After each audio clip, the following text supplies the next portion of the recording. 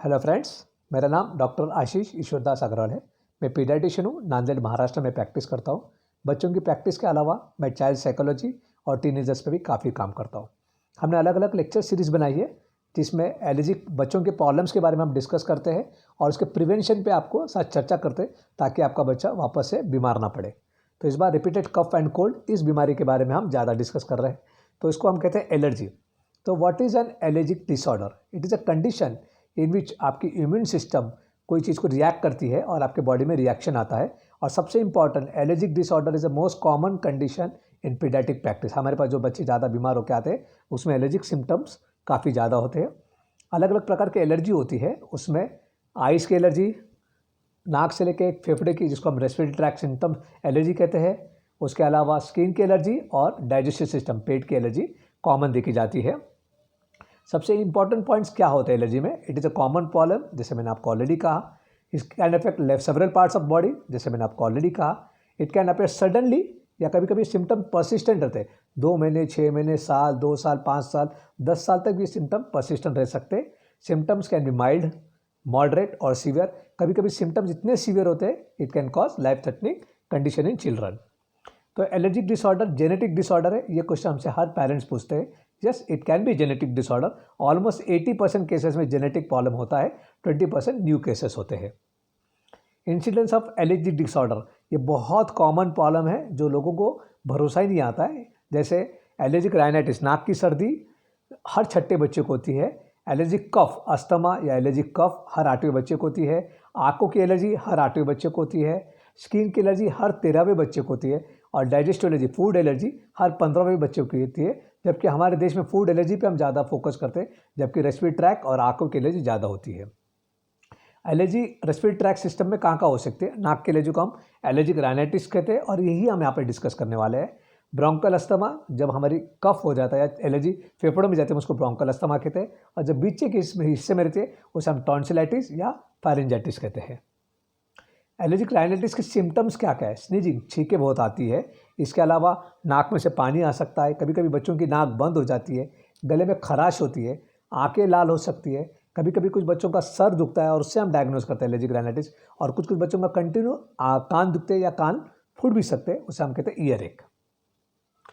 Diagnosis कैसा होता है? जैसे मैं हर सीरीज़ में कहता हूँ कि मैक्सिमम जो क्रोनिक प्रॉब्लम होते हैं बच्चों में उसमें काफ़ी कम टेस्ट करना होता है, तो इसमें भी टेस्ट करने की ज़्यादातर जरूरत नहीं होती। डायग्नोसिस मेडिकल हिस्ट्री या एग्जामिनेशन से हम कर लेते हैं, लेकिन कभी कभी कुछ टेस्ट करना होता है क्योंकि कोई डायग्नोसिस को प्रूव करना होता है या कोई दूसरी बीमारी अगर डॉक्टर साथ में सोचता है तो उसे रूल आउट करने के लिए कुछ इन्वेस्टिगेशन की जरूरत पड़ सकती है। ट्रीटमेंट ऑफ एलर्जी, जैसे मैंने कहा कि हमारा पूरा फोकस प्रिवेंटिव ट्रीटमेंट के लिए। सिम्टोमेटिक ट्रीटमेंट आपको डॉक्टर के पास जाकर ही लेना पड़ेगा, आपको डॉक्टर से कंसल्ट करना पड़ेगा। प्रिवेंटिव ट्रीटमेंट के बारे में आपसे यहाँ डिस्कस करने जा रहा हूँ। प्रिवेंटिव ट्रीटमेंट 3 पिलर पे टिके हैं। प्रिवेंशन ऑफ ट्रिगर्स, मैं आपको आगे बताऊंगा। ड्रग्स होते हैं, कुछ स्पेशल मेडिसिन होते हैं जिससे हम इस बीमारी को बचा सकते हैं। और आपकी इम्यूनिटी अगर अच्छी रही तो आप कम बीमार पड़ेंगे, इसलिए इम्यूनिटी कैसा बनाना है इस बारे में हम आपसे डिस्कस करेंगे। ट्रिगर्स इन एलर्जिक राइनाइटिस, ट्रिगर मतलब कोई भी सब्सटेंस या कोई भी कंपाउंड या कोई भी कंडीशन जिससे आपके बॉडी में इन्फ्लेमेशन आती है, हम उसे ट्रिगर कहते हैं। और ट्रिगर बहुत सारे होते हैं बच्चों में जो हम आगे डिस्कस करने वाले हैं। लेकिन 2 चीज़ आपको समझना है कि मुझे डस्ट की एलर्जी है तो किसी को पोलन की हो सकती है, किसी को एनिमल की हो सकती है। हर इंसान को एलर्जी अलग अलग हो सकती है। इसके अलावा एक इंसान को 2 या 3 चीज़ों से भी एलर्जी हो सकती है, जैसे मतलब डस्ट की भी हो सकती है, जानवरों की भी हो सकती है, कॉकरोच की भी हो सकती है। तो हर इंसान को 1 या 2, 3 या चीज़ों से एलर्जी हो सकती है। अगर मेरे पेरेंट्स को डस्ट की एलर्जी है, इसका मतलब ये नहीं कि मुझे भी डस्ट की एलर्जी रहेगी, मुझे कोई दूसरी चीज़ की भी एलर्जी हो सकती है। इसलिए ट्रिगर के पॉइंट्स आपको समझना बहुत ज़रूरी है ताकि आप अपने बच्चों को इस ट्रिगर से बचा सकें। तो सबसे पहला ट्रिगर होता है सीजनल ट्रिगर। जनरली आप देखे होंगे कि सर्दी खांसी की बीमारी बारिश और ठंडी में ज़्यादा देखी जाती है, जिसे हम सीजनल एलर्जिक राइनाइटिस कहते हैं। इसमें 4 इंपॉर्टेंट कॉजेज होते हैं: कोल्ड एंड फ्लू वायरसेस, ठंडी हवा, pollens and sudden change in temperature. तो हम एक एक से आपके साथ डिस्कस करेंगे। सबसे पहले फ्लू वायरस के बारे में डिस्कस करेंगे। Flu virus are usually mainly seen in winter, लेकिन फ्लू वायरस पूरे साल भर भी दिखते हैं, लेकिन विंटर में ज़्यादा दिखते हैं। अभी जो कोरोना वायरस आया है ये भी it's a type of flu virus. Allergic symptoms are worsen by flu viruses. कभी कभी फ्लू वायरस से निमोनिया हो सकता है और कभी कभी फ्लू वायरस से आपकी जान भी जा सकती है। तो प्रिवेंटिव कैसा करना है, तो आप डॉक्टर से कंसल्ट कीजिए, लेकिन मैं कुछ यहाँ बता रहा हूँ। फ्लू वैक्सीन सबसे अच्छा प्रिवेंशन है। हो सकता है कि कुछ दिनों में कोरोना वैक्सीन भी आ जाए, तो फ्लू वैक्सीन सबसे बेस्ट प्रिवेंशन है। इसके अलावा जिस बच्चे को इस बीमारी से परेशानी है, आप देखते हैं कि आपका बच्चा किसी दूसरे बच्चे के साथ खेल रहा है या क्लास में बैठा है जिसको सर्दी खांसी है, तो उससे दूर रखिए। जब भी आपका बच्चा बाहर जाए और आपको एलर्जी प्रॉब्लम है, तो उसका चेहरा ज़रूर कवर कीजिए। इसके अलावा घर में आने के बाद उसके हैंड वॉश कीजिए और उसको एंकरेज कीजिए कि वो स्कूल में भी घड़ी घड़ी हैंड वॉश कर सके, और उसको आदत डालिए कि वो अपने नाक, आँख और कान को हाथ से टच ना करे जब तक वो अच्छे से हाथ ना धो ले। तो फ्लू वैक्सीन के बारे में बताना चाहूँगा। जैसे मैंने कहा कि फ्लू वैक्सीन सबसे अच्छा तरीका है। It prevent the most common flu infection. यह हर साल एक बार ले सकते हैं। 6 महीने की उम्र के बाद हम इसको चालू कर सकते हैं और उसके बाद हर साल ले सकते हैं। जब तक आपको एलर्जी की प्रॉब्लम है तब तक तो मैं यहाँ सजेस्ट करूँगा कि हर पेरेंट ने अपने बच्चों को फ्लू वैक्सीन लेना चाहिए। साइड इफ़ेक्ट्स बहुत मिनिमम है। मैंने अभी तक हज़ारों वैक्सीन दी है, आज तक कोई साइड इफ़ेक्ट देखा नहीं हो। हाँ, बुक्स में लिखा है, इसलिए मैं कह रहा हूँ मिनिमम है। और बहुत सारे वैक्सीन एलर्जिक राइनाइटिस में काम आते हैं, जो मैं आपको साथ आगे डिस्कस करूँगा, लेकिन सबसे इंपॉर्टेंट वैक्सीन है फ्लू वैक्सीन। दूसरा कारण है पोलन्स। पोलन्स आर बेसिकली क्या होता है कि एक छोटे छोटे येलोइश पार्टिकल होते हैं जो बारिश और ठंडी में, पर्टिकुलर ठंडी में ज़्यादा देखे जाते हैं, and it is mostly seen in early morning या लेट इवनिंग। और ये पोलन्स हवा में जाते हैं। कभी कभी कोई बर्ड्स लेके जा सकता है, कोई हवा लेके जा सकती है, कोई इंसेक्ट्स या कोई अदर एनिमल से भी एक जगह से दूसरी जगह पोलन्स जाते हैं। पोलन्स को हम मराठी में परागकण बोलते हैं। Prevention of pollen in allergic rhinitis. जब भी आपको लगा कि बहुत ज़्यादा हवा चल रही है, पर्टिकुलरली बारिश के दिनों में या ठंडी के दिनों में, तो आप घर में रुकिए।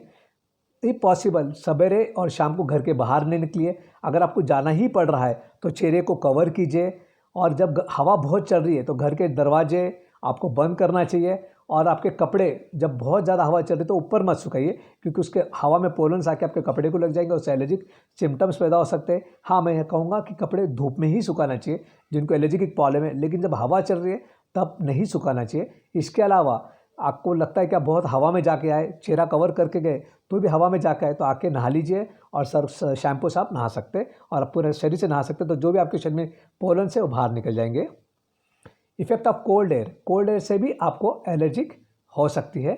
बिकॉज कोल्ड एयर से क्या होता है कि आपके जो म्यूक्यूज़ा है नाक का, गले का, वो ड्राई हो जाता है, और ड्राई होने की वजह से क्या होता है, एलर्जिक सिम्टम्स बढ़ सकते हैं। इसके अलावा कोल्ड एलर्जी, ठंडी के दिनों में कोल्ड हवा से आपके घर में जो डस्ट है, जो मोल्ड है और जो पेट डेंजर्स है, उसका भी प्रमाण काफ़ी बढ़ जाता है। उससे भी एलर्जी होती है, जो हम आगे जाके डिस्कस करेंगे। तो कोल्ड से बचने के लिए क्या करना है? सबसे इम्पॉर्टेंट है कि आप ठंडे कपड़े पहनिए। ठंडी के दिनों में ठंडे कपड़े पहनना चाहिए। फिर से मैं कहूँगा चेहरा और नाक कवर कीजिए। ज़्यादा पानी पीजिए ताकि आपका जो म्यूकोसा ड्राई हुआ वो ड्राई ना हो। और घर में वैक्यूम क्लीन से जो भी आपके एलर्जेंस है, इंडोर एलर्जेंस है, उसको हम वैक्यूम से क्लीन करना चाहिए, जो आगे और हम आपसे डिटेल में डिस्कस करेंगे। उसके बाद नेक्स्ट टॉपिक है सीजनल राइनाइटिस में चेंज इन टेम्परेचर। जब सडनली अपना एनवायरनमेंट का टेम्परेचर चेंज होता है, जैसे कभी अचानक गर्मी बढ़ जाती है, गर्मी से अचानक बारिश आ जाती है, कभी अचानक ठंडी हो जाती है, कभी कभी बिजली बहुत चमकती है, तब इस तरह के प्रॉब्लम में भी एलर्जिक राइनाइटिस के सिम्टम्स ज़्यादा दिखते हैं। और जो बच्चे माउथ ब्रीदिंग करते हैं, जो नाक से सांस नहीं लेते, वही बच्चों में इस तरह के प्रॉब्लम ज़्यादा देखे जाते हैं। तो हमें करना क्या है? सबसे important, keep your child according to environmental temperature. मतलब अगर गर्मी है तो सादा रखिए, बहुत ज़्यादा गर्मी है तो एसी भी वापर सकते, ठंडी है तो 2 ड्रेस पहना दीजिए, बहुत ज़्यादा ठंडी है तो स्वेटर पहनाइए। ज़्यादातर हमारे देश में ऐसा मान्यता है, जिनको सर्दी खांसी का प्रॉब्लम ज़्यादा है, हम उसको हरदम गर्म रखते, not according to environmental temperature. और सबसे इंपॉर्टेंट, ये बच्चे मैंने जैसे कहा कि माउथ ब्रीदिंग में प्रॉब्लम ज़्यादा आता है, तो कोशिश कीजिए कि आपका बच्चा नाक से सांस ले। Dust allergy is a most common allergy in across the world. दुनिया में सबसे ज़्यादा डस्ट एलर्जी ही देखी जाती है। Dust is found everywhere in the world. ज़्यादातर डस्ट जहाँ मेन सिटी, अर्बन एरिया में ज़्यादा देखी जाती है। और घर में डस्ट सोफ़ा के नीचे, पिलो के नीचे, मैट्रेसेस के नीचे, कारपेट के नीचे, कर्टन्स के पीछे, और इसका अलावा बेडिंग और छत पे, रूफ पे भी देखी जाती है। एंड जनरली डस्ट कहाँ देखी जाती है? जहाँ पे हॉट और ह्यूमिड एनवायरनमेंट है। तो हमें डस्ट एलर्जी से बचना कैसा है? सबसे इंपॉर्टेंट, घर आपका डस्ट एरिया में नहीं रहना चाहिए, जैसे हाईवे पे, मार्केट प्लेस में नहीं रहना चाहिए।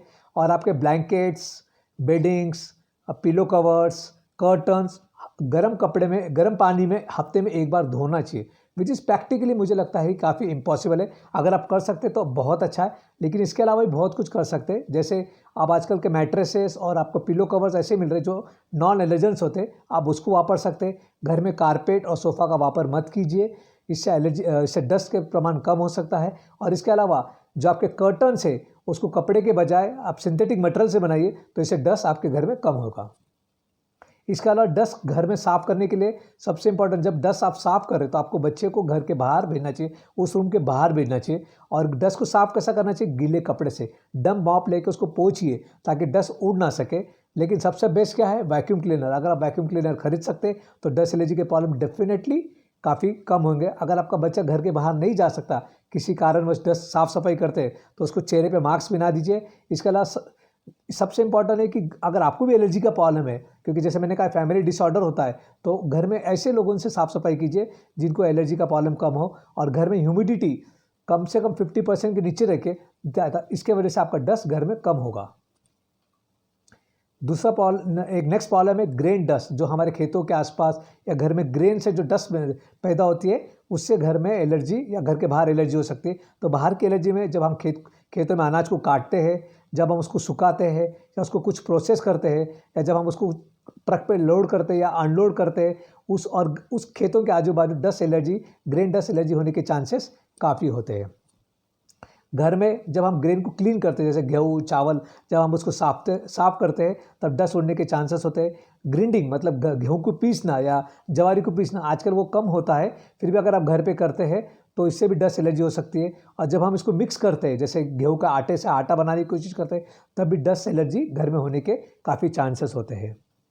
तो prevention of grain dust allergy कैसा करना चाहिए? सबसे बेस्ट, अगर आप खेतों में काम करते हैं तो ऐसे फील्ड में काम मत कीजिए। जहाँ तक घर के ग्रेन डस्ट एलर्जी का सवाल है, पैक आइटम्स यूज़ करना शुरू कर दीजिए instead of cleaning the grain. अगर आपके घर में डस्ट एलर्जी है, जैसे आप आटा ला सकते हैं, हर चीज़ आजकल पैक आइटम मिल रहे हैं। इसके अलावा अगर आपको घर पे ग्रेन यूज़ करना ही है, जैसे हमारे घर में हमारे फैमिली की इच्छा होती है कि पैक आटा की जगह ग्रेन ज़्यादा यूज़ करना चाहिए, तो उसको आप छत पे क्लीन कर सकते हैं या बालकनी में क्लीन कर सकते हैं। और उस वक्त बच्चे को घर से बाहर या उस एरिया से आप बाहर रखिए। और जब भी आप क्लीन कर रहे हैं तो आप मास्क खुद पहन सकते हैं, इसके से आपको ग्रेन डस्ट एलर्जी के प्रॉब्लम काफ़ी कम होंगे। नेक्स्ट कारण एलर्जी जिसमें देखी जाती है मोल्ड। मोल्ड मतलब भूसी, मराठी में उसे भूसी कहते हैं, जो हरा हरा, जैसे आप चित्र में देख सकते हैं, जो हरा हरा दिख रहा है, जहाँ पानी ज़्यादा होती है, जहाँ गंदगी ज़्यादा होती है, जहाँ एयर वेंटिलेशन कम होता है, वहाँ पे ज़्यादा देखे जाते हैं मोल्ड। तो इसके जैसे किचन एरिया है, बाथरूम है, कूलर के नीचे है या कूलर के पानी में जमा होता है, एसी के पीछे साइड हो सकता है, जहाँ सीलिंग है, स्टोरेज रूम जहाँ पे हम काफ़ी कम ओपन करते, या बेस में जहाँ हम कम जाते, या जहाँ पे कपड़े धोते लॉन्ड्री एरिया, वहाँ पे मोल्ड काफ़ी देखा जाता है। तो हमें मोल्ड एलर्जी को बचाना कैसा? अगर बाहर की मोल्ड एलर्जी, घर के बाहर आपको भूसी या हरा हरा बहुत दिख रहा है, तो जब भी उस एरिया से जा रहे तो वहाँ पे आपको चेहरा कवर करना है। इसके अलावा वो एरिया जाना आप टालें तो सबसे ज़्यादा अच्छा होता है। घर की मोल्ड एलर्जी करने के लिए क्या करना चाहिए? बाथरूम के लिए एग्जॉस्ट फैन वापरिए, और एग्जॉस्ट फैन वापरिए। इसके अलावा बाथरूम में क्या होता है कि जब हम साबुन रखते हैं तो साबुन का कुछ हिस्सा टाइल्स पे चिपक जाता है और उससे मोल्ड बनने के काफ़ी चांसेस होते हैं। इसलिए एवरी 15 डेज बाथरूम को क्लीन कीजिए, जिसकी वजह से वो मोल्ड जमा ना हो सके। और जहाँ भी लीकेज है, जैसे मैंने कहा कि पानी जहाँ है वहाँ भूसी या मोल्ड हो सकती है, इसलिए जहाँ भी लीकेजेस है वो लीकेजेस को आपको बंद करना है। किचन में क्या करना है? फिर से एग्जॉस्ट फैन वापरना है। जहाँ पे आप खाना गंदा कचरा जमा करते, वो कचरा तो हम बाहर फेंक देते, लेकिन कचरे के डब्बे को हम कभी साफ़ नहीं करते, उसको रेगुलरली क्लीन करना चाहिए। रेफ्रिजरेटर को हफ्ते में एक बार क्लीन करना चाहिए। बहुत सारे लेडीज़ को बचा खाने को जमा करने की आदत होती है। अगर वो खाना बच रहा है और आप नहीं वापर रहे तो किसी को दे दीजिए, या और ख़राब हो चुका है तो उसको फेंक दीजिए। इसके अलावा जहाँ भी लीकेजेस है किचन में, वो भी आपको रिपेयर करना है। लॉन्ड्री एरिया में कपड़ों को धूप में सुखाइए, क्लोज बालकनी में मत सुखाइए। Terrace is the best place for drying the clothes. इसके अलावा लॉन्ड्री एरिया में गुड एयर सर्कुलेशन होना चाहिए, इसका आपका ध्यान देना है। और जो भी लीकेज है उसको भी बंद करना है, और वॉशिंग मशीन को भी आपको रेगुलर क्लीन करना है। बेडरूम की एलर्जी, मोल्ड कम करने के लिए, बेडरूम में जनरली मोल्ड कम होता है, फिर भी एयर कंडीशनर वापरिए और एयर सर्कुलेशन को बढ़ाइए। घर में एयर सर्कुलेशन बढ़ाना काफ़ी ज़रूरी है। अगर आपके घर एनवायरनमेंट में हवा नहीं चल रही है तो आप घर के सब खिड़की दरवाजे खोलिए ताकि घर का एयर सर्कुलेशन बढ़ सके। इसके अलावा अगर घर में ह्यूमिडिटी काफ़ी बढ़ रही है तो एयर कंडीशनर वापरिए या डिह्यूमिडिफायर वापरिए, जिसकी वजह से आपका 50% ह्यूमिडिटी कम होगी। इसके अलावा बेसमेंट में आपको क्या करना है, जहाँ भी लीकेज जैसे बेसमेंट में उसको आपको रिपेयर करना है। इसके अलावा ग्राउंड वाटर, वहाँ पे जो पड़े वाले पत्ते गंदगी उसको साफ़ करना है और डेड वेजिटेशन को भी साफ़ करना है ताकि वहाँ मोल्ड या भुरसी तैयार ना हो सके। और इसके अलावा क्या करना है, घर में जहाँ भी छत पे लीकेजेस है वो लीकेजेस को आपको रिपेयर करना है।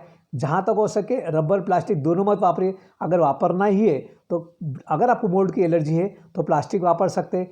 गटर, जो आपके घर के आसपास से गटर है, वहाँ पे बहुत बार क्या होता है, बहुत सारी चीज़ें जमा होकर गटर का फ्लो स्लो हो जाता है, तो आपको घड़ी घड़ी क्लीन करना है ताकि गटर का फ्लो कंटिन्यू रहे और वहाँ पे आपके भूसी तैयार ना हो। इसके अलावा old books, newspaper, clothes, bedding अगर आप यूज़ नहीं करें, घर में ऐसे ही पड़े, तो वहाँ भी भूसी पैदा होने के चांसेस ज़्यादा होते हैं। इसलिए उसको या तो बेच दीजिए या तो किसी को दे दीजिए या तो फेंक दीजिए। Allergy due to pet animals भी one of the reason for allergy होता है। कॉमन ट्रिगर है, अगर जैसे किसी इंसान को कुत्ते की एलर्जी हो सकती है, डॉग की, किसी को कैट की हो सकती है, लेकिन कुछ इंसानों को अलग अलग प्रकार के जानवरों की भी हो सकती है। एलर्जी कहाँ से होती है, उनके जो सलाइवा होता है, उनकी जो पेशाब या संडास होती है, या उनके स्किन के जो टुकड़े गिरते हैं या उनके जो हेयर गिरते हैं, उसके वजह से एलर्जी होती है। जनरली एलर्जी इन्हेलेशन से हो सकती है या कॉन्टैक्ट टच करने से भी हो सकती है। तो इसका ट्रीटमेंट क्या है, मेरे लिए एक ही ट्रीटमेंट है। आपको अगर पेट एलर्जी है तो प्लीज़ एनिमल्स, पेट्स को अपने घर पे मत रखिए। लेकिन आप पेट्स रखना ही चाहते तो ये मैं आपको पॉइंट्स बता रहा हूँ, आप इसको यूज़ कर सकते हैं। जैसे उसको वैक्यूम से क्लीन कीजिए, उसके हेयर रिमूवल को क्लीन कीजिए, शैम्पू से उसको नहलाइए और उसको बेडरूम में कम से कम आपके आने दीजिए। Allergic rhinitis due to cockroaches भी दुनिया में बहुत देखे जाते हैं, पर्टिकुलरली अर्बन सिटीज़ में। हर दुनिया के हर पार्ट में कॉकरोचेस देखे जाते हैं, पर्टिकुलरली अर्बन सिटी में, और इनको भी हॉट एनवायरनमेंट में ज़्यादा वो पैदा होते हैं। इनके बॉडी पार्ट्स, इनके सलाइवा, उनके वेस्टेज जैसे यूरिन, स्टूल, इससे हमें एलर्जी होती है। कभी कभी डेड कॉकरोच भी पड़ा है आपके घर में, उससे भी हमें एलर्जी हो सकती है। प्रिवेंशन ऑफ कॉकरोच एलर्जी सबसे इंपॉर्टेंट है कि आपके फूड आपको टाइट रखना है। अगर फूड को आप खुला रखते हैं तो कॉकरोच उसमें जाके बैठेंगे और वहाँ कॉकरोच ज़्यादा पैदा होते हैं। इसके अलावा आपके जो खाना है, डर्टी प्लेट्स होते हैं, उसको इमीडिएटली क्लीन कीजिए। डर्टी प्लेट्स को आप लॉन्ड्री एरिया में उसी रख देते, वहाँ भी कॉकरोचेस काफ़ी पैदा होते। और सबसे इंपॉर्टेंट, जहाँ भी लीकेजेस है, जहाँ भी आपको लगता है आपकी पाइप फूटी है या जहाँ से आपका ड्रेनेज सिस्टम जा रहा है, वहाँ अगर आपका पाइप फूटा है तो उसको इमीडिएटली रिपेयर कीजिए, नहीं तो वहाँ से कॉकरोचेस काफ़ी आते हैं। वहाँ पे आप कॉकरोच ट्रैप भी लगा सकते हैं। अगर आपके घर में कॉकरोच दिखते हैं तो उसको किसी भी तरीके से मार सकते हैं। सबसे अच्छा तरीका है स्प्रे यूज़ कीजिए और उसको मारिए। Allergy to air pollution, again this factor is increasing last 30 years. Air pollution काफ़ी बढ़ रहा है, जो भी एयर का नेचुरल पार्ट नहीं है उससे हमें एलर्जी हो सकती है। एयर एलर्जी सिर्फ आउटडोर नहीं होती, इंडोर भी एयर एलर्जी होती है, जो हम आगे डिस्कस करेंगे। Outdoor air allergy basically ozone, जो कार्बन डाइऑक्साइड लेयर है, जिसके बारे में आपने काफ़ी पढ़ा होगा, सुना होगा, उससे हमें एलर्जी होती है। इसके अलावा बहुत सारे एयर पार्टिकल्स हमारे एयर में देखे जाते हैं, स्मोक से आ सकते हैं, डस्ट से आ सकते हैं, हेज से आ सकते हैं, वो भी हमें एलर्जी पैदा कर सकते हैं। तो इंडोर एयर पोल्यूशन कहाँ देखे जाते हैं, जहाँ पे हाउस होल्ड क्लीनर्स काफ़ी ज़्यादा यूज़ किए जाते हैं। आर्टिफिशियल क्लीनर जैसे रूम फ्रेशनर्स है, जिस घर में गैस की जगह स्टोव या वुड यूज़ किया जाता है कुकिंग के लिए, वहाँ भी एलर्जी देखी जाती है। जिस घर में स्मोक ज़्यादा होता है, it could be because of cigarette smoking, it could be because of अगरबत्ती, कैंडल्स, इसके वजह से भी आपके घर में इंडोर पोल्यूशन बढ़ता है। इसके अलावा घर में आप कोई नया काम कर रहे हैं, जैसे पेंटिंग कर रहे हैं या आप नया फर्नीचर बना रहे हैं, उससे भी इंडोर पोल्यूशन काफ़ी बढ़ता है। Cosmetic, perfume, hair spray, all this against are causes of indoor air pollution. इसके अलावा हम जो स्प्रे मॉस्किटोज या कॉकरोचेस को मारने के लिए यूज़ करते हैं, again it can cause air pollution.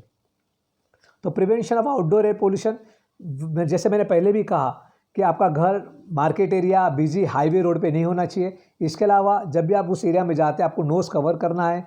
और एज ए इंडिविजुअल मुझे लगता है कि मेरी और आपकी सबकी जवाबदारी है कि हम ज़्यादा से ज़्यादा ट्री को प्लांट करें, पेट्रोल को बचाए, पानी को बचाए, इलेक्ट्रिसिटी को बचाए, और से नो टू प्लास्टिक। ये छोटे छोटे काम है, हर इंसान ने थोड़ा थोड़ा काम किया। किसी ने समझो 2 लीटर पेट्रोल 2 लीटर पानी बचाया या आधा लीटर पेट्रोल 8 दिन में बचाया, तो अगर आप साल का कैलकुलेट करेंगे तो आप काफ़ी पैसा भी बचाते हैं और आप अपने देश और अपने आने वाली पीढ़ी को मदद भी कर रहे हैं। इसके अलावा इंडोर एयर पोल्यूशन के लिए घर में स्मोकिंग नहीं होना चाहिए, किसी भी प्रकार के स्मोक नहीं होना चाहिए, जैसे अगरबत्ती, जैसे मैंने कहा। उसके अलावा घर में आजकल उज्ज्वला गैस कनेक्शन से हर घर में गैस आ चुकी है। अगर जिस घर में गैस कनेक्शन नहीं है तो उन्होंने गैस कनेक्शन लेना चाहिए। उसके अलावा रूम फ्रेशनर, अगरबत्ती ये नहीं यूज़ करना चाहिए। अगर आपके घर में कंस्ट्रक्शन चल रहा है तो आप उस टाइम पे दूसरे किराए के घर पे या दूसरे घर पे जाकर रह सकते। कॉस्मेटिक, परफ्यूम, स्प्रे आपको यूज़ नहीं करना चाहिए। और सबसे इम्पॉर्टेंट, इंडोर एयर पोल्यूशन कम करने के लिए पिछले स्लाइड्स में भी कहा कि आपका घर का वेंटिलेशन काफ़ी अच्छा होना चाहिए। अब इसके बाद हम डिस्कस करेंगे फूड एलर्जी के बारे में। इंडिया में सबसे ज़्यादा फूड एलर्जी को ही ब्लेम किया जाता है। एक्चुअली फूड एलर्जी होती है, लेकिन जितना हम सोचते हैं इंडियन लोग, उतनी नहीं होती है। It is most commonly blame as already said. Some food can cause allergy as already said. और सबसे इंपॉर्टेंट, फूड से ज़्यादा प्रिजर्वेटिव्स आजकल एलर्जी ज़्यादा क्रिएट करते हैं और हम आजकल उसको काफ़ी ज़्यादा यूज़ करते हैं। तो फूड एलर्जी कौन से चीज़ों से होती है? सबसे ज़्यादा एग, गाय का दूध, काजू, बादाम, सोयाबीन, फिश, गेहूँ से भी, नॉर्थ इंडिया में गेहूँ से भी काफ़ी एलर्जी होती है। उसके अलावा नट्स और शेलफिश, ये कॉमन फूड एलर्जी इंडिया में देखी जाती है। इसके अलावा प्रिजर्वेटिव्स, जैसा मैंने कहा कि प्रिजर्वेटिव्स का व्यापार हमारे घर में आजकल काफ़ी ज़्यादा हो चुका है, जैसे chocolates, cold drinks, pack food, अचार और चाइनीज़ फूड, इस सब चीज़ों में प्रिजर्वेटिव्स काफ़ी डाला जाता है खाना बनाते वक्त। तो इसके से भी फूड एलर्जी काफ़ी देखी जाती है बच्चों में।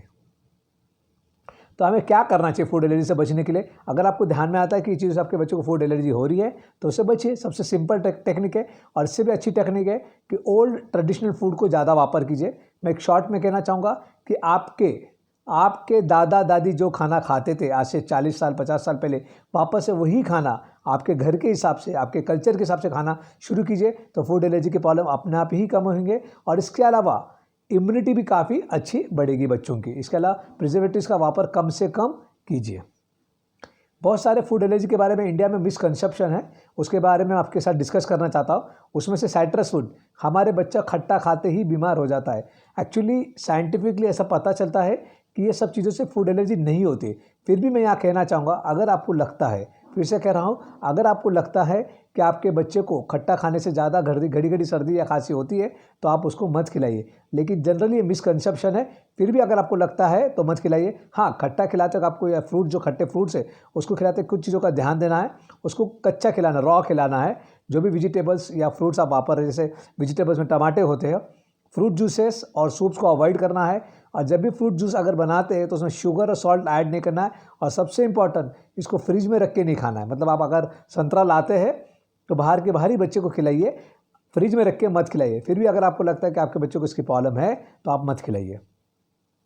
क्या केले से सर्दी खांसी ज़्यादा होती है? Again it is a very controversial issue. होती है या नहीं होती मैं यहाँ पे डिस्कस नहीं करना चाहता हूँ। साइंटिफिक एविडेंस कहता है शायद नहीं होती, लेकिन फिर भी अगर आपको लगता है कि उससे खाने से आपके बच्चों को एलर्जी होती है तो आप उसको मत खिलाइए। पर्टिकुलरली कौन से केले से होती है? जिसमें केमिकल डाल के पकाया जाता है। जो खेतों में नेचुरली पकते हैं उससे एलर्जी नहीं होती है। इनफैक्ट उससे एलर्जी कम हो सकती है क्योंकि विटामिन B6 होता है केले में, जिससे एलर्जी का प्रमाण शरीर में कम होने के चांसेस होते हैं। स्विमिंग से एलर्जी होती है क्या? यस, स्विमिंग से एलर्जी होती है अगर आप उसको ठंडी में स्विमिंग करेंगे। अगर आप समर सीजन में स्विमिंग करते हैं तो उससे एलर्जी नहीं होती है। भावना, इमोशन से भी एलर्जी होती है क्या? यस, एलर्जी हो सकती है। जब आपको गुस्सा आता है, जब आप खुश होते हैं बहुत, तो आपका हार्ट रेट बढ़ता है। उसी तरह इमोशंस और एलर्जिक प्रॉब्लम का डायरेक्ट संबंध है। तो इससे अगर आपको लगता है कि आपका बच्चा बहुत ज़्यादा गुस्से में आ रहा है, बहुत ज़्यादा उसको एंजाइटी है, बहुत ज़्यादा इस चीज़ का डर है, तो उससे उसको एलर्जिक राइनाइटिस के प्रॉब्लम, घड़ी घड़ी सर्दी या खांसी के प्रॉब्लम आ सकते हैं। तो हाँ, अभी तक हमने क्या क्या डिस्कस किया? ट्रिगर्स के बारे में डिस्कस किया, किस किस चीज़ों से सर्दी खांसी या एलर्जी होती है, ये सब चीज़ों के बारे में आपसे डिस्कस किया। फिर से मैं यहाँ पे एक चीज़ रिपीट करना चाहूँगा, हर इंसान को हर चीज़ की एलर्जी नहीं होती है। और घर में जैसे अगर उसके मम्मी को खाने की एलर्जी है तो बेटे को खाने की एलर्जी होगी ऐसा कोई ज़रूरी नहीं, हो सकता है उसको धूल की एलर्जी हो। इसलिए हर इंसान अलग होता है, ये ध्यान रखना है। अब दूसरा पॉइंट है, इससे बचने के लिए, ट्रिगर से बचना है। अब दूसरा पॉइंट, आपकी इम्यूनिटी, आपकी प्रतिकार रोग शक्ति आपको बढ़ाना है। इसके लिए क्या क्या करना है, ये 5 पॉइंट है। मैं आपके साथ एक एक करके डिस्कस करूँगा। कौन से खाने को नहीं खाना चाहिए, कौन सा खाना ज़्यादा खाना चाहिए, वैक्सीनेशन, सप्लीमेंटेशन और कुछ एक्सरसाइजेस। तो कौन सी चीज़ों को नहीं खाना चाहिए? हम इंडियंस काफ़ी कार्बोहाइड्रेट रिच फूड खाते हैं, जैसे चपाती या गेहूँ और जवारी या चावल, ये बहुत ज़्यादा खाते। ये खाना ज़रूरी है लेकिन इसका प्रमाण थोड़ा कम कीजिए। थोड़ा प्रोटीन का डाइट आप बढ़ा सकते हैं। आजकल हमारे बच्चे बहुत ज़्यादा जंक फूड खा रहे हैं, इसके वजह से बच्चों की इम्यूनिटी काफ़ी कम होती है। पैक आइटम्स भी हमारे बच्चे काफ़ी खा रहे हैं, इससे हमारे बच्चों की इम्यूनिटी कम होती है। और तले वाले फ्राइड आइटम, चाइनीज़ आइटम, ये सब चीज़ों से एलर्जी होती है डायरेक्टली, और इससे इम्यूनिटी भी कम होती है। तो हमें क्या करना है, इम्यूनिटी बढ़ाने के लिए क्या करना है? सबसे पहले 6 महीने तक, फिर से कह रहा हूँ, पहले 6 महीने तक बच्चों को सिर्फ और सिर्फ माँ का दूध पिलाना है। आपको ऊपर का या और कोई चीज़ आपको देना नहीं है। इसके अलावा बच्चों को खाने में 6 महीने के बाद माँ का दूध थोड़ा थोड़ा कम करके बाहर का थोड़ा थोड़ा खाना आपको शुरू करना है। उसके बारे में मेरा वीडियो ब्रेस्ट फीडिंग और विनिंग, ये दोनों भी वीडियो यूट्यूब यही चैनल पे और फेसबुक पे पॉजिटिव पेरेंटिंग में इसके लेख हमने ऑलरेडी डाले हैं। आप इसको पढ़ सकते हैं और उसको फॉलो कर सकते हैं। इसके अलावा जैसे बच्चे 1.5 से 2 साल के होते हैं, माँ का दूध बंद करना है और प्रोटीन, कार्बोहाइड्रेट, फैट और वेजिटेबल्स और फ्रूट सभी का प्रमाण बराबर रखना है। और बच्चों को 4 टाइम खिलाना है, थोड़ा थोड़ा करके, 1 टाइम या 2 टाइम पेट भर के नहीं खिलाना है। इससे बच्चों की इम्यूनिटी काफ़ी बढ़ती है। कुछ फ्रूट्स या कुछ चीज़ें होती है जिससे इम्यूनिटी बढ़ने में काफ़ी फ़ायदा होता है। बादाम, शहद, अदरक, नींबू, तुलसी, हल्दी और आंवला, ये चीज़ों का सेवन आप भी कीजिए और आपके बच्चे को भी कराइए। इससे उसकी इम्यूनिटी बढ़ने में काफ़ी मदद होती है। बच्चों को क्या क्या घर में और खिला सकते हैं जिससे बच्चों की इम्यूनिटी बढ़ सकती है, उसमें से एक अदरक का थोड़ा पानी जूस बना सकते हैं आप, अनार का जूस बना सकते हैं और 1 चमचा शहद ले सकते हैं। तीनों को इक्वल क्वांटिटी में लेना है और उसका जूस बना के आप बच्चों को और आप भी सेवन कीजिए। इसके अलावा आप जो मस्टर्ड ऑयल होता है उसको कपूर से जला के थोड़ा गर्म करना है और उसके छाती पर रब करना है। इससे काफ़ी एलर्जिक प्रॉब्लम में फ़ायदा होता है। इसके अलावा आप 2 अंजीर रात को भिगा के रखें या 2 बादाम या 2 अंजीर भिगा के रखिए और सवेरे उठने के बाद बच्चे को उसको खिलाइए। आप लौंग ले सकते हैं, लौंग को पानी में लेके उबाल सकते हैं और उसके बाद वो पानी बच्चे को पिला सकते हैं। सीजनल फ्रूट्स को ज़रूर खाना है और कॉफ़ी पीने से भी एलर्जिक प्रॉब्लम काफ़ी कम होने में मदद होती है। यह सब चीज़ों से फ़ायदा होता है, इससे आपकी बीमारी ख़त्म नहीं होने वाली। ये मैं फिर से यहाँ पे रिपीट कर रहा हूँ। इसके अलावा बच्चों की इम्यूनिटी बढ़ाने के लिए वैक्सीनेशन लेना चाहिए। Is immunization is necessary, yes, हर प्रकार के इम्यूनाइजेशन इज़ नेसेसरी, हर प्रकार के वैक्सीन लेना चाहिए, हाँ लेना ही चाहिए। लेकिन हमारे इंडिया में एक कंसेप्शन है कि सिर्फ गवर्नमेंट वैक्सीन ही ज़रूरी है, बाकी के प्राइवेट वैक्सीन पैसे कमाने के लिए थे। ऐसा नहीं है। पिछले 5 साल में गवर्नमेंट ने बहुत सारे वैक्सीन चालू किए, जैसे पेंटावैक, पोलियो इंजेक्शन, रुबेला इंजेक्शन, अब रोटा वायरस चालू किया ये साल से और अगले साल से शायद निमोकोकल भी चालू करने वाले थे। ये सभी वैक्सीन पिछले 20 साल से मार्केट में मिल रहे हैं। इसका मतलब 4-5 साल पहले तो ज़रूरी नहीं थे क्या? ज़रूरी थे, शायद गवर्नमेंट्स का इतने फंड्स नहीं थे, इस वजह से वैक्सीन गवर्नमेंट ने अब चालू की। और भी बहुत सारे वैक्सीन गवर्नमेंट अगले 10 साल 15 साल में चालू करेंगे, जो आज ऑलरेडी प्राइवेट सेंटर में मिल रहे हैं। अगर आपके पास पैसे की तकलीफ है तो जो गवर्नमेंट में वैक्सीन मिल रहा है आप गवर्नमेंट में कवर कीजिए और प्राइवेट वैक्सीन को प्राइवेट में लीजिए। बाकी आपकी जैसी इच्छा वैसा कीजिए, लेकिन वैक्सीन लेना बहुत ज़रूरी है। और सभी प्रकार के वैक्सीन बच्चे की इम्यूनिटी बढ़ाते हैं। लेकिन क्योंकि हम एलर्जिक राइनाइटिस इस बीमारी के बारे में यहाँ डिस्कस कर रहे हैं, इसमें सबसे ज़्यादा फायदा करता है फ्लू वैक्सीन। अब हो सकता है कि फ्लू वैक्सीन में कोरोना वैक्सीन मिक्स होकर गए। फ्लू मतलब जो भी वायरस दुनिया में घूमते हैं हम उसको फ्लू बोलते हैं, उसमें कोरोना भी एक है और 2 या 3 साल बाद वो मिक्स होकर वापस से आना शुरू हो जाए। उसके अलावा निमोकोकल, हिब, डीपीटी और एमएमआर डायरेक्टली इनडायरेक्टली सर्दी खांसी ऐसी बीमारियों को मदद करता है, बचने के लिए मदद करता है। इसके लिए आपको सप्लीमेंटेशन देना चाहिए एलर्जिक राइनाइटिस में, जैसे vitamin A, vitamin D, zinc. अगर बच्चे को खून की कमी तो आयरन, और बच्चे को डीवर्म करना चाहिए। पेट में कैंसर हो तो उसकी दवा हर 6 महीने को देना चाहिए। च्यवनप्राश का भी बच्चों को फ़ायदा हो सकता है। अगर आपके बच्चे के ब्लड रिपोर्ट में इसिनोफिलिया है तो उसकी भी ट्रीटमेंट आपको लेना चाहिए। इससे आपके बच्चे के एलर्जिक राइनाइटिस में काफ़ी फ़ायदा होता है। अब कुछ एक्सरसाइज करने से भी बहुत फ़ायदा होता है। खेलने से बच्चों की इम्यूनिटी बढ़ती है। बच्चा जो भी प्रकार का खेल खेलना चाहता है ग्राउंड पर उसको खेलने दीजिए, इससे बच्चे की इम्यूनिटी डेफिनेटली बढ़ने वाली है। इसके अलावा कुछ योगा कर सकते हैं आप, अगर आप खुद करेंगे तो बच्चे भी शायद करेंगे। उसमें 4 योगा मैं आपको बताना चाहूँगा जिससे आपके एलर्जिक राइनाइटिस में फ़ायदा होता है। पहला योगा है कि आप डीप जोर की सांस लीजिए और रुक जाइए इस तरह से, तो इससे आपका जो लंग्स है, नोज़ है, थोड़ा फेरिंग्स है, इसमें काफ़ी फ़ायदा होता है। कपालभाति कर सकते हैं, जैसे सभी को पता है कपालभाति कैसे करना है, वो भी कर सकते हैं। अनुलोम विलोम कर सकते हैं, जैसे तो इस तरह से आप एक नाक से सांस लेके दूसरे नाक से छोड़ सकते हैं। भुजंगासन मतलब आपको पेट पे लेटना है और हाथ रख के आपको अपनी गर्दन ऊपर करना है। इसके से भी आपको एलर्जिक राइनाइटिस और योगा से आपको अस्थमा और एलर्जिक राइनाइटिस में इसका फ़ायदा देखा जाता है। अब इसके बाद हम ट्रीटमेंट के बारे में आपसे बात करेंगे। इसमें 2 प्रकार की ट्रीटमेंट होती है। ड्यूरिंग एक्यूट प्रॉब्लम आपको डॉक्टर से कंसल्ट करना पड़ेगा, आपके पीडियाट्रिशियन से, और प्रिवेंटिव ट्रीटमेंट जिसके बारे में आपसे हम डिस्कस करेंगे। प्रिवेंटिव ट्रीटमेंट क्यों ज़रूरी है? 2 प्रकार के होते हैं, ओरल और इंट्रानेजल। ओरल मतलब हम जो मुंह से खाते हैं, और इंट्रानेजल मतलब जो हम नाक में दवा मारते हैं। क्यों ज़रूरी होता है प्रिवेंटिव ट्रीटमेंट? उसके जो हम शॉर्ट टर्म ट्रीटमेंट लेते हैं उसके लॉन्ग टर्म बॉडी पे इफेक्ट होते हैं। जब हम घड़ी घड़ी बीमार पड़ते हैं तो बच्चों की स्कूल मिस होती है, बच्चे का डेली रूटीन मिस होता है और वो डिस्टर्ब होता है, और जब डिस्टर्ब वो होता है तो पूरी फैमिली को स्ट्रेस होता है। और ये जो हम इंट्रानेजल या ओरल ट्रीटमेंट लेते हैं उसके लॉन्ग टर्म बेनिफिट है, और जो शॉर्ट टर्म ट्रीटमेंट हम घड़ी घड़ी जाके डॉक्टर से जब दवा लेते हैं उसकी ट्रीटमेंट कॉस्ट हाई होती है। इसलिए लॉन्ग टर्म ट्रीटमेंट कभी भी बेहतर होती है क्रोनिक डिसऑर्डर में, पर्टिकुलरली एलर्जिक राइनाइटिस, ब्रोंकाल अस्थमा, इस तरह के बीमारियों में। तो ओरल मेडिसिन कौन से है ये तो आपके डॉक्टर ही आपको बता पाएंगे। एज के हिसाब से, उसके क्लिनिकल कंडीशन के हिसाब से दवा बदल सकती है, इसलिए मैं यहाँ पे आपसे डिस्कस नहीं कर सकता हूँ। हाँ, मैं इतना कहूँगा कि मार्केट में बहुत सारे मेडिसिन अवेलेबल है विच इज़ वेरी इफेक्टिव। आपको अपने डॉक्टर से कंसल्ट करना चाहिए, और इतना ध्यान रखना है कि जब आप प्रिवेंटिव मेडिसिन ले रहे हैं आपके डॉक्टर के एडवाइस पे, अगर वापस से उसको कुछ प्रॉब्लम आता है तो आपको डॉक्टर से जाके कंसल्ट करना है। तो इंट्रानेजल ड्रग्स, ये ड्रग्स हम डायरेक्ट नाक में मारते हैं। It is very effective medicine. इसको 2 साल के नीचे के बच्चों को हम दे नहीं सकते। हाँ, जो ओरल मेडिसिन है हम 6 महीने के ऊपर के बच्चों को दे सकते हैं। Can be use in repeated problem. इसके साइड इफेक्ट रेयर होते हैं, और आपको वापस से डॉक्टर से कंसल्ट करना है कि कौन सा ड्रग लेना है, क्योंकि एक ही प्रकार का इंट्रानेजल स्प्रे नहीं होता है, अलग अलग प्रकार के होते हैं, और उसकी क्लिनिकल कंडीशन बच्चे की उम्र के हिसाब से वो बदल जाते हैं। तो यूज़ कैसा करना है? सबसे पहले नाक को आपको साफ़ करना है। अगर आपको लगता है कि बच्चे के नाक में थोड़ा सा म्यूकस है तो नाक में जो नेज़ल ड्रॉप होते हैं नॉर्मल सलाइन के, आपको वो डाल के उसको क्लियर करना है। नेज़ल कैप के ऊपर आप जो आपका स्प्रे होता है उसका कैप निकालना है।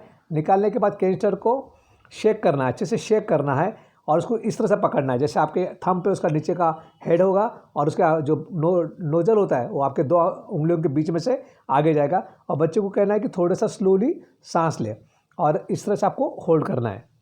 इसके बाद उसका जो कैनिस्टर है आपको नाक में डालना है। डालने के पहले एक चीज़ ध्यान रखना है कि उसकी पोजीशन क्या है। बच्चे का पोजीशन बैठ के होना चाहिए, सोकर कभी नहीं देना चाहिए, और ऐसा होना चाहिए जैसे थोड़ा सा मुंडी नीचे करना है आपको, थोड़ा सा मुंडी स्लाइटली नीचे करना है, और उसको बाद नाक के इस हिस्से पे, बाहरी हिस्से पे आपको मारना है। बीच में जो हड्डी होती है उस पर नहीं मारना है, और जैसे मैंने बताया कैसा पकड़ना है, उसको नीचे से उंगली को दबाना है। जैसे आप इसको स्क्वीज़ करेंगे वो दवा अपने आप नाक के इस हिस्से में जाके लगेगी और वो पूरे नाक में फैल जाएगी।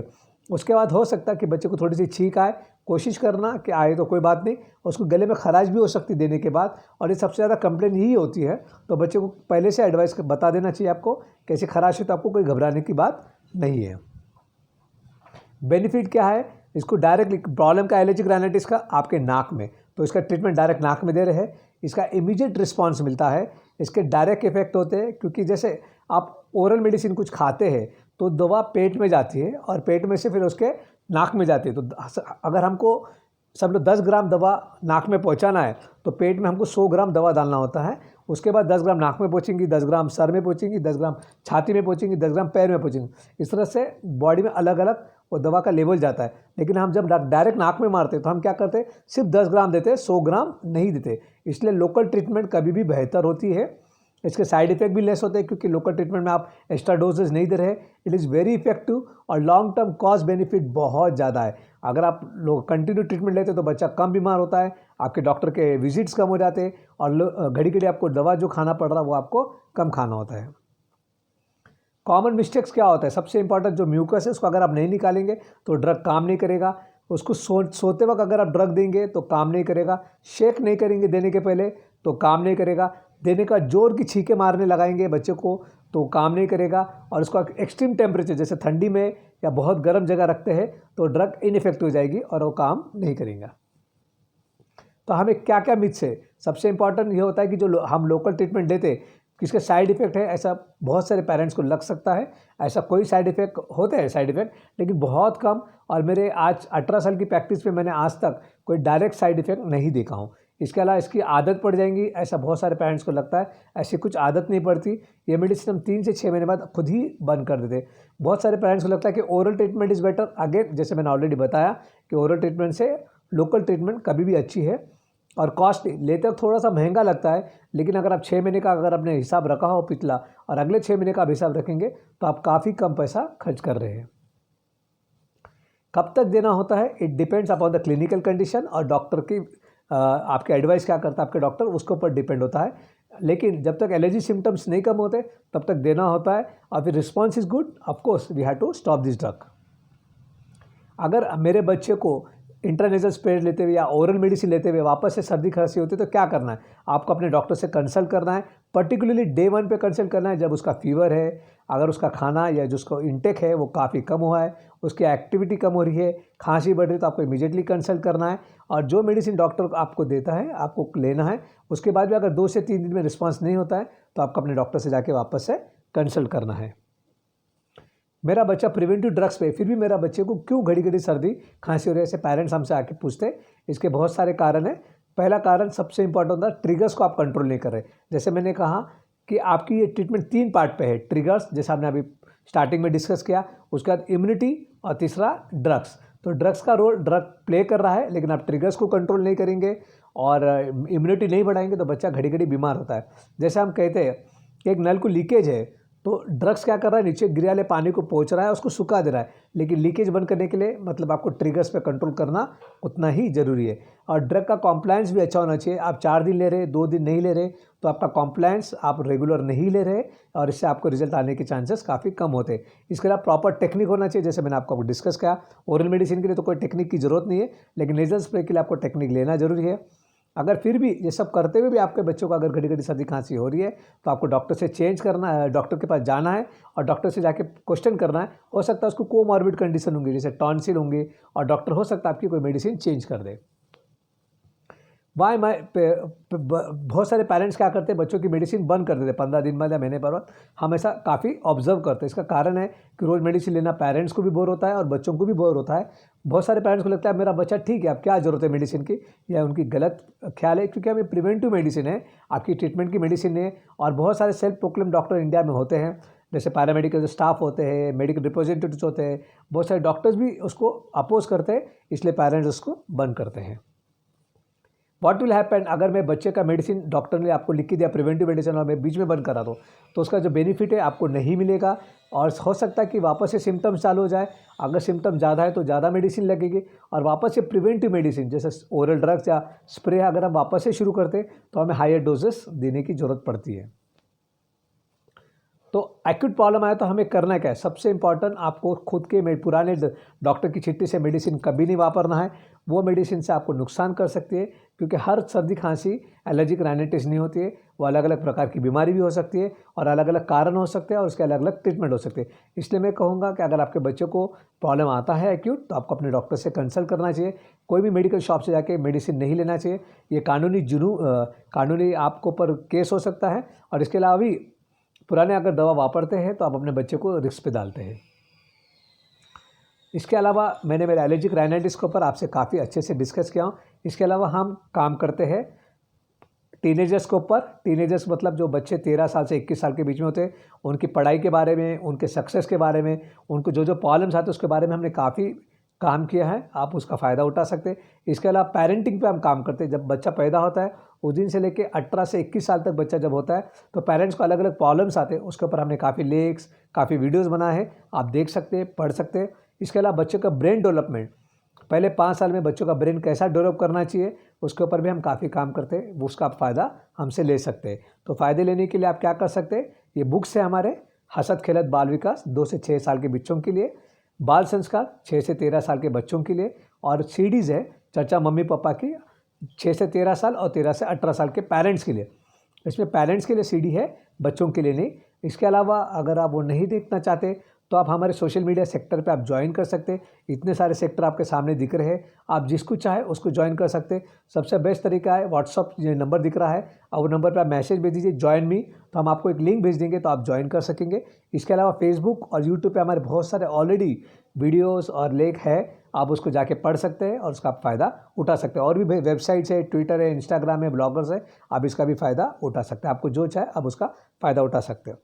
हम बच्चों के बीमारी के अलावा बच्चों की काउंसलिंग भी करते, पर्टिकुलरली पेरेंट्स की काउंसलिंग करते। जैसे कुछ बच्चा बहुत सताता है, कुछ बच्चे सुनते नहीं हैं, कुछ बच्चे बहुत एरोगेंट होते हैं, कुछ बच्चे पढ़ाई नहीं करते, तो कुछ बच्चों के मार्क्स कम आ रहे होते हैं। आजकल एक नया प्रॉब्लम शुरू हो गया, मोबाइल एडिक्शन, टेलीविज़न, कुछ बच्चों का कॉन्फिडेंस कम होता है। ऐसे बच्चों के लिए बच्चों के पेरेंट्स की हम काउंसलिंग करते। अगर बस 12 साल के नीचे का बच्चा है तो हम सिर्फ पेरेंट्स की काउंसलिंग करते। अगर 12 साल के ऊपर का बच्चा है तो पेरेंट्स और बच्चों की हम दोनों की मिलकर काउंसलिंग करते। इसके अलावा बच्चों की स्पेशल काउंसलिंग करते, पर्टिकुलर टीनेजर्स की, जिनको टीनेजर्स प्रॉब्लम आ सकते, कंसंट्रेशन का प्रॉब्लम आ सकता है, मार्क्स कम हो रहे होते, सिली मिस्टेक होते हैं एग्ज़ाम में, एग्ज़ाम का डर होता है, एग्ज़ाम जैसे जैसे आते हैं उनका सेल्फ कॉन्फिडेंस कम होता है, एग्ज़ाम की एंजाइटी आती है, और उनकी और उनके पेरेंट्स के अगर डिफरेंस ऑफ ओपिनियन है तो हम सिर्फ बच्चों की भी काउंसलिंग कर सकते हैं। इसके अलावा डेवलपमेंटल प्रॉब्लम, जैसे बच्चों देर से चल रहा है, देर से बोल रहा है, कुछ बच्चे बहुत हाइपर होते हैं, एक जगह बैठ नहीं सकते, 2.5, 3, 4 साल के बच्चे, कुछ बच्चे बहुत शाय होते हैं, उनका स्पीच लेट होता है, कुछ बच्चों को रीडिंग राइटिंग के प्रॉब्लम होते हैं, जैसे बी को डी लिख देते हैं, 6 को 9 लिख देते हैं, और कुछ बच्चे स्लो सीखते हैं, जैसे जो बच्चा 4 साल की उम्र में सीखना चाहिए वो बच्चा 7 साल की उम्र में सीखता है। ऐसे बच्चों की भी हम काउंसलिंग कर सकते हैं। इसके लिए आप हमारे हॉस्पिटल में आ सकते हैं, या मेरा ये नंबर है ऑनलाइन काउंसलिंग के लिए, इसके ऊपर आप मैसेज भेजिए तो हम ऑनलाइन काउंसलिंग भी आपके साथ कर सकते हैं। Thank you very much. हो सकता है मतलब मेरे को पूरा विश्वास है कि आपको इस वीडियो का आपको बहुत फ़ायदा होगा। एलर्जिक राइनाइटिस में आपके बच्चे के घड़ी घड़ी सर्दी खांसी के प्रॉब्लम है, मेरे अगर वीडियो आपको पसंद आया तो आप उसको ज़रूर लाइक कीजिए और इसको शेयर भी कीजिए। Thank you very much. अगर आपको ये वीडियो अच्छा लगा तो चैनल को सब्सक्राइब कीजिए और बेल आइकन को दबाइए।